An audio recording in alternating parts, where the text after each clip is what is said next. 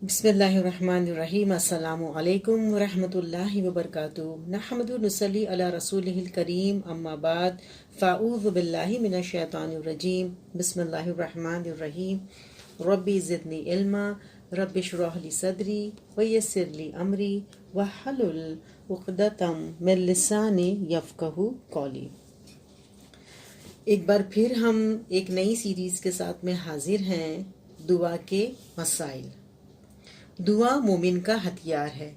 हर इंसान अपनी ज़िंदगी में कभी कभी ऐसे हालात से यकीनन दो चार होता है जब उसके सारे दुनियावी सहारे टूट जाते हैं, उम्मीदें ख़त्म हो जाती हैं, ज़ाहरी असबाब और रसाइल नाकाम हो जाते हैं, करीब तरीन आज़ा व अरक़ा पर एतमाद नहीं रहता, हत्ता के भाई भाई के साथ बात नहीं कर सकता, बीवी शोहर के साथ और औलाद अपने वालिदैन के साथ खुलकर बात नहीं कर सकते। गोया सब कुछ होते हुए भी इंसान तन्हाई, बेबसी और बेकसी का आलम महसूस करता है। तब इंसान के अंदर से एक आवाज़ उठती है कि एक सहारा अब भी मौजूद है, एक दरवाज़ा अब भी खुला है।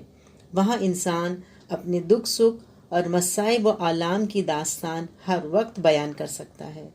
इस कैफियत का जिक्र खुद अल्लाह ताला ने कुरान पाक में इन अल्फाज में किया है। सूरह नमल आयत नंबर 62 में अल्लाह ताला फरमाते हैं, भला कौन है जो बेकरार की दुआ कबूल करता है जब वो इसे पुकारता है और उसकी तकलीफ दूर करता है और ज़मीन में तुम्हें खिलाफत अता करता है।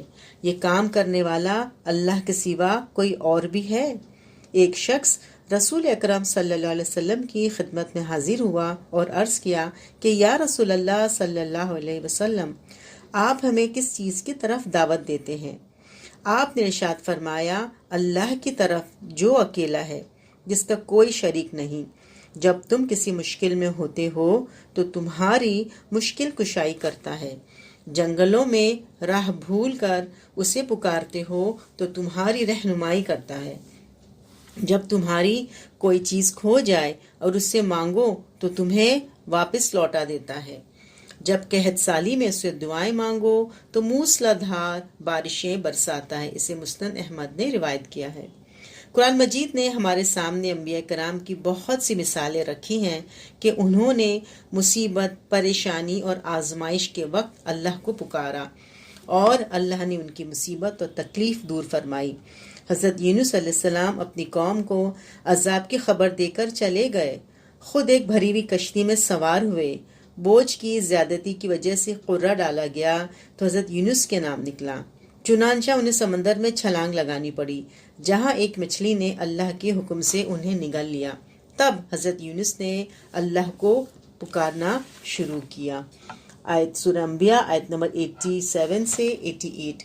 तब यूनुस ने हमें तारीकियों में पुकारा, तेरे सिवा कोई इला नहीं, तेरी ज़ात पाक है, मैं बेशक कसूरवार हूँ। तब हमने उसकी दुआ कबूल की और उसे गम से निजात बख्शी। मोमिनों को हम इसी तरह निजात दिलाते हैं। सूरह साफ़ात में अल्लाह ताला फरमाते हैं, अगर यूनुस हमें याद ना करता तो क़यामत तक मछली के पेट में ही पड़ा रहता। आयत नंबर 144। अजीज़ मिस्र की बीवी ने हज़रत यूसुफ के हुस्न से मुतासिर होकर उन्हें बहुत बड़े फितने में डालने की कोशिश की। तब हज़रत यूसुफ ने अल्लाह ताला से इल्तिजा की। सूरह यूसुफ आयत नंबर 33 में, मेरे रब, मुझे कैद मंजूर है बनिस्बत इसके कि मैं वो काम करूं जो ये लोग मुझसे चाहते हैं। अगर तूने इनकी चालों को मुझसे दूर ना किया तो मैं इनके जाल में फंस जाऊंगा और जाहिलों में शुमार हो जाऊंगा। अल्लाह ताला ने हज़रत यूसुफ की दुआ कबूल फरमाई। आयत नंबर 34। यूसुफ के रब ने उसकी दुआ कबूल की, औरतों की चालें उससे दूर कर दी और यूसुफ आजमाइश से बच गए। बेशक वही है जो सब के सुनता है और जानता है। हज़रत अय्यूब अलैहिस्सलाम ने तवील अरसा बीमारी में मुब्तला रहने के बाद अल्लाह ताला से दुआ फरमाई। सूरह अंबिया आयत नंबर 83। ऐ मेरे रब, मुझे बीमारी लग गई है और तू अरहमर राहिमीन है। अल्लाह ताला ने हज़रत अय्यूब की दुआ कबूल फरमाई और सेहत से नवाजा। انبیاء اکرام اور اہل ایمان پر دعوت حق کے راستے میں بڑی بڑی کٹھن آزمائشیں صعوبتیں آئیں۔ قوم کے لوگوں نے کسی کو قتل کرنا چاہا، کسی کو سنسار کرنا چاہا، کسی کو جلا وطن کرنا چاہا، کسی کو قید کرنا چاہا، کسی کے ہاتھ کاٹنے چاہے۔ تب اہل ایمان نے ظالموں کے مقابلے میں اللہ سے مدد اور نصرت کی دعا کی تو اللہ نے انہیں ظالموں سے نجات دلائی۔ دعا کی فضیلت۔ دعا عبادت ہے۔ حضرت نعمان بن بشیر کہتے ہیں کہ رسول اللہ صلی اللہ علیہ وسلم نے فرمایا دعا ہی عبادت ہے۔ پھر آپ صلی اللہ علیہ وسلم نے یہ آیت پڑھی، تمہارا رب کہتا ہے مجھ سے دعا مانگو میں تمہاری دعا قبول کروں گا۔ اسے ترمذی، نسائی، ابن ماجہ، احمد نے روایت کیا ہے۔ پھر دعا اللہ کے نزدیک بڑی عظمت والا عمل ہے۔ حضرت ابو ہریرہ کہتے ہیں کہ رسول اللہ صلی اللہ علیہ وسلم نے فرمایا اللہ کے نزدیک دعا سے زیادہ عظمت والا کوئی عمل نہیں۔ اسے ترمذی نے روایت کیا ہے۔ پھر دعا سے تقدیر بدل جاتی ہے۔ حضرت سلمان فارسی کہتے ہیں کہ رسول اللہ صلی اللہ علیہ وسلم نے فرمایا تقدیر کو دعا کے علاوہ کوئی چیز نہیں بدل سکتی اور عمر میں نیکی کے علاوہ کوئی چیز اضافہ نہیں کر سکتی۔ اسے ترمذی نے روایت کیا ہے۔ پھر دعا نازل شدہ اور نازل ہونے والی تمام آفات کے لیے فائدہ مند ہے۔ حضرت عبداللہ بن عمر کہتے ہیں کہ رسول اللہ صلی اللہ علیہ وسلم نے فرمایا دعا نازل شدہ آفات اور جو ابھی نازل نہیں ہوئی سب کے لیے نفع بخش ہے، لہٰذا اے اللہ کے بندو دعا ضرور کیا کرو۔ اسے ترمذی نے روایت کیا ہے۔ اللہ تعالیٰ جسے اپنی رحمت سے نوازنا چاہتے ہیں اسے دعا کی توفیق عنایت فرما دیتے ہیں۔ حضرت عبداللہ بن عمر کہتے ہیں کہ رسول اللہ صلی اللہ علیہ وسلم نے فرمایا کہ جس شخص کے لیے دعا کا دروازہ کھولا گیا یعنی دعا کی توفیق دی گئی اس کے لیے گویا رحمت کے دروازے کھول دیے گئے، اور جو چیز اللہ سے مانگی جاتی ہے ان میں سب سے زیادہ اللہ کے نزدیک پسندیدہ عافیت ہے۔ اسے ترمذی نے روایت کیا ہے۔ تو دعا کرنے والے کو اللہ کبھی محروم نہیں رکھتے۔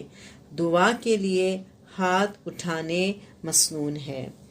حضرت سلمان فارسی کہتے ہیں کہ رسول اللہ صلی اللہ علیہ وسلم نے فرمایا تمہارا رب بڑا حیا کرنے والا اور سخی ہے، جب بندہ اس کے حضور ہاتھ اٹھاتا ہے تو انہیں خالی لوٹاتے ہوئے اسے شرم آتی ہے۔ اسے ابن ماجہ نے روایت کیا ہے۔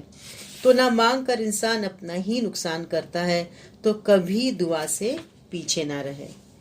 پھر ہے دعا کی اہمیت۔ دعا نہ مانگنے سے اللہ ناراض ہوتا ہے۔ حضرت ابو ہریرہ کہتے ہیں کہ رسول اللہ صلی اللہ علیہ وسلم نے فرمایا جو شخص اللہ سے نہیں مانگتا اللہ اس سے ناراض ہوتا ہے۔ اسے ترمذی نے روایت کیا ہے۔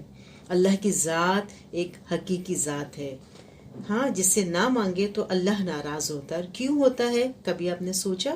اس لیے کہ مانگنے سے بندے کی انا پر ضرب پڑتی ہے، بندے میں عاجزی آتی ہے اور اس کو اللہ تعالیٰ کے وجود کا احساس ہوتا ہے۔ جیسے ماں سے بچہ مانگتا ہے نا، ماں دے نہ دے اسے خوشی بہت ہوتی ہے، اس کو پتا ہے کہ میں ہی دینے والی ہوں، تو لہٰذا اللہ سے مانگا کرے، اس سے اللہ بھی راضی ہوگا۔